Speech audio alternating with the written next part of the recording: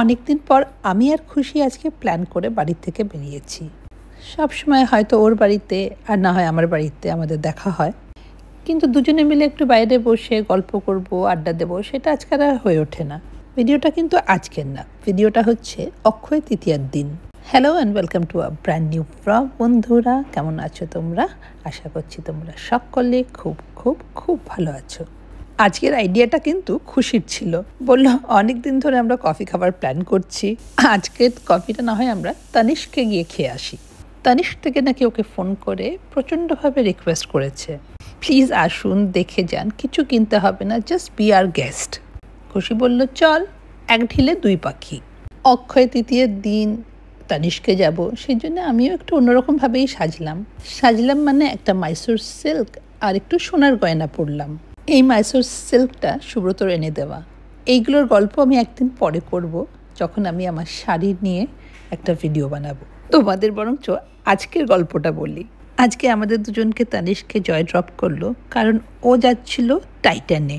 তানিশকের পাশেই টাইটান, ও নিজের কাজ করে বেরিয়ে যাবে আর আমরা আমাদের মতন থাকবো, এটাই ছিল প্ল্যান। তারপর তানিশকে ঢুকে দেখলাম সবাই কেনাকাটা করতে ব্যস্ত। চা কফি তো দূরের কথা, আমাদের বডি ল্যাঙ্গুয়েজ দেখেই বুঝে গেছিল এরা কেনার লোক না, তাই কিছু দেখতে চাইলে সেরকমভাবে দেখায়ও নি। আমি খুশির দিকে বড় বড় চোখ করে তাকিয়েছিলাম। আমি সোনা গয়না কিনি না, তাই গয়নার দোকানের এক্সপিরিয়েন্স আমার খুব একটা নেই। তবে খুশি নিজের মেয়ের জন্য কিছু গয়না বানিয়েছিল, তাই ওর একটু আধটু এক্সপিরিয়েন্স আছে। আমরা তানিশ থেকে বেরিয়ে তারপরে ফাউন্টেনের কাছে গিয়ে বসলাম। জলের আওয়াজটা ওয়াজ এক্সট্রিমলি সুদিং, আর ওয়েদারটাও খুব একটা খারাপ ছিল না। ওখানে বসে বসে গল্প করতেই বেশ ভালো লাগছিল। আমি বললাম এই ভালো, কিছুক্ষণ এখানে বসি, তারপর কোথাও গিয়ে একটা কফি খেয়ে তারপরে বাড়ি যাব। ইতিমধ্যে জয়ের ফোন এলো। ও বোধহয় ভেবেছিল একবার তানিশকে ঘুরে যাবে। আমি বললাম তানিশকে না, আমরা এখানে ফাউন্টেনের সামনে বসে আছি। আমাদের এক্সপিরিয়েন্সটা শেয়ার করলাম, আর ও হাসতে হাসতে বলল চল, তোদের না হয় আমি কফি খাইয়ে দিই। আমি বললাম না না, আমি এখানে কোনো কফি শপে কফি খাবো না, তোর গাড়িটা যখন পেয়েছি তখন চল আমরা গিয়ে ভাড়া খেয়ে আসি। আর সাইরাম এই ছোট্ট দোকানটায় খুব সুন্দর ফিল্টার কফি পাওয়া যায়, তাই কফিটাও ঠিক করলাম ওখানে গিয়েই খাবো। আগেও একবার তোমাদের এখানকার ভাড়ার গল্প বলেছিলাম। আমি নিজে যেহেতু বেশ ভালোই দোসা বানাই, তাই দোসার উপর খুব একটা আমার ইন্টারেস্ট থাকে না। I was more interested in the ভাড়া।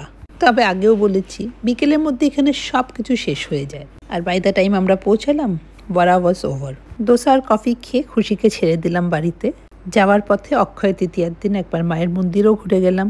আর হ্যাঁ, আজকের কফি আর দোসার ট্রিটটা কিন্তু খুশিই দিয়েছে। এটাই ছিল আজকে আমাদের মজার এক্সপিরিয়েন্স।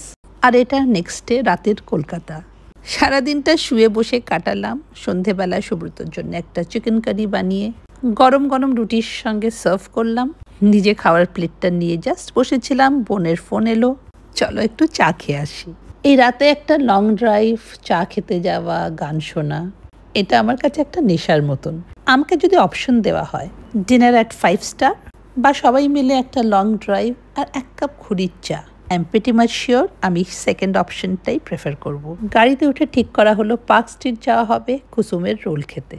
বাস, তাহলে তো হয়েই গেল রাসেল স্ট্রিট ধাবার চা। আমার ডিনার হয়ে গেছিলো, and so I was more interested in the tea. গাড়িটাকে তাই পার্ক করা হলো রাসেল স্ট্রিট আর পার্ক স্ট্রিটের মাঝখানে।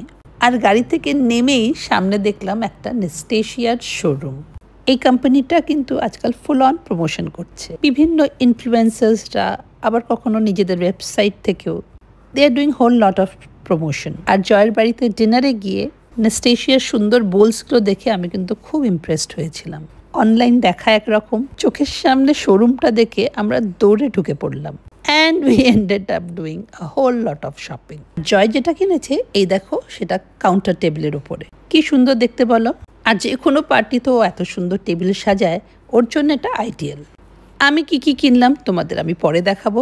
যা যা কিনলাম গাড়িতে রেখে আমরা হাঁটা দিলাম রোলের দোকানের দিকে। পার্ক স্ট্রিট মানেই নস্টালজিয়া। শুধু আমার না, আমাদের প্রত্যেকেরই এই পার্ক স্ট্রিটের সঙ্গে জড়ানো অনেক গল্প। এই ধরো আজকে কুসুমের রোল খেতে আসা। কি আছে কুসুমের রোলে, যেগুলো কি সিরাজ, আমিনিয়া বা আজাদ হিন্দ সেগুলোতে নেই? কিছুই না, ওই যে বললাম নস্টালজিয়া। অলিপাবের সামনে দাঁড়িয়ে যখন সবাই রোল এনজয় করছে, তখন আমি ভাবছিলাম এই পাবটা 1945 থেকে এখনো চলছে। তখন পার্ক স্ট্রিটটা কেমন ছিল, কারা আসতো এসব জায়গায়। কলেজ লাইফে আমার ছেলেও বন্ধুদের নিয়ে আসতো। রিজন একটাই, cheap food and drink. Roll খেয়ে আমরা বেরিয়েই যাচ্ছিলাম। Suddenly this guy started singing. ব্যাস, আর কি, এটাই শুধু বাকি ছিল। আছি আমি নিজের মনের অন্তরে, আছে বইয়ের ভিতর ভূত, আছে মোগল আর রাজপুত। ছেড়ে দিন আমাকে প্লিজ, ছেড়ে দিন। আছে কবি দীর্ঘশ্বাস, আজ শিক্ষার পরিহাস।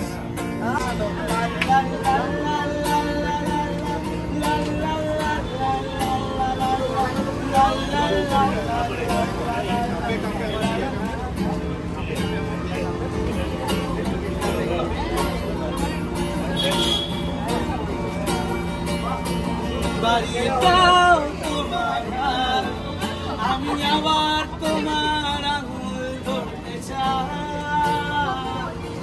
বাড়িয়ে দাও তোমার হাত, আমি আবার তোমার পাশেই হাঁটতে চাই।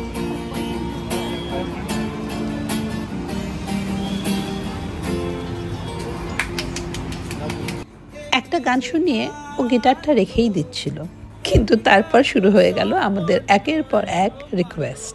পার্ক স্ট্রিটের হাসল বাসল আর তার মধ্যে আমাদের প্রিয় গান, এটা কি ছাড়া যায়?